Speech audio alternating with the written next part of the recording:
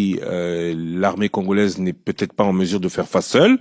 Qu'est-ce que les Congolais doivent faire de plus que ce qu'ils font déjà? Les Congolais doivent se débarrasser des gens qui sont dans l'armée congolaise, qui ont été mixés en 2004-2005 par l'Union européenne, où on leur a demandé de mettre dans les FARDC, les forces armées congolaises, des gens qui venaient du Burundi, du Rwanda, etc., qui sont devenus du jour au lendemain des Banyamulenge. Ça, c'est une réalité.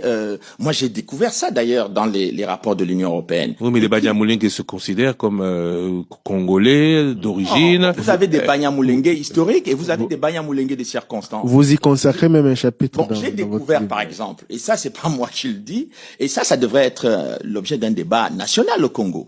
Je découvre par exemple que Laurent Nkunda, dont on parlait tout à l'heure, qui était devenu une célébrité, une star, chef de guerre, criminel de guerre au Congo, courtisé par Monsieur Obasanjo, Louis Michel et tout le petit gratin de la politique internationale.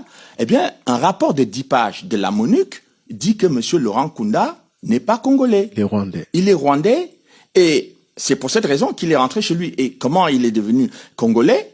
Monsieur Laurent Nkunda était sergent dans l'armée rwandaise. Il se retrouve général dans l'armée congolaise sur la base, le fondement d'un décret de Joseph Kabila, lui-même étant issu de l'armée rwandaise. Mais tout cela est quand même terrible pour les Congolais. Et je découvre aussi que le monsieur Ado Ayelo, c'est lui qui dit à Joseph Kabila de déchoir Laurent Nkunda de son grade de général et de le poursuivre pour les crimes commis au Congo. Donc, aujourd'hui, l'armée congolaise n'a pas que les officiers qui ont été formés dans les grandes écoles militaires. L'armée congolaise a aujourd'hui dans ses rangs des gens qui sont des parfaits criminels de guerre et aussi des gens qui viennent des pays dont on ne sait exactement pas d'où ils sont originaires. Donc, cette situation dramatique que vit l'armée congolaise rend l'armée congolaise inefficace dans ses opérations.